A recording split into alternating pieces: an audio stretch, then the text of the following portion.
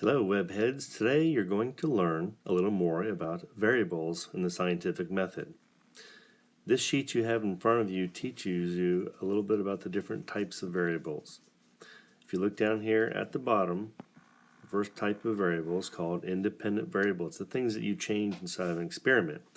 An example would be the experiment I told you with my son Luke, who was trying to figure out which type of light would best help a plant grow.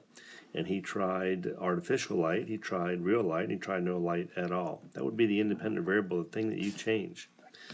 And then there's the dependent variable. It's basically what you're measuring.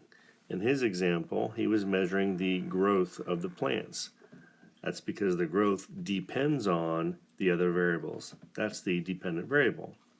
And finally, if you look down at the bottom, we have what's called controlled variables.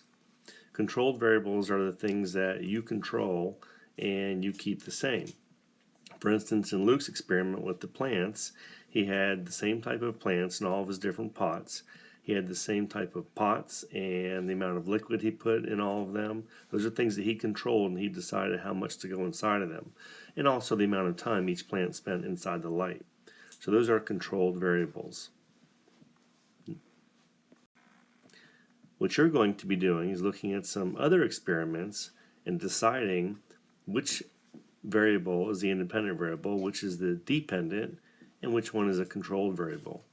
The example I gave you is for mints. If you look at the experiment up here at the top of the page, it's about mints and whether or not people like mints and the fact that mints are supposed to help your mouth cool down. If I were to do an experiment to see if mints actually cool down something such as water, my independent variable would be how many mints go into the glass of water. The dependent variable would be the temperature of the water because it's supposed to cool.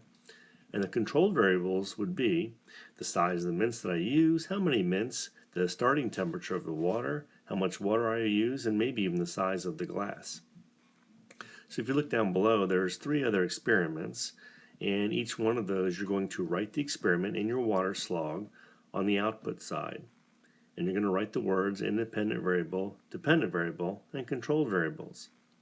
And for each one of those experiments, you're going to list the different types of variables. Sound good? Have fun.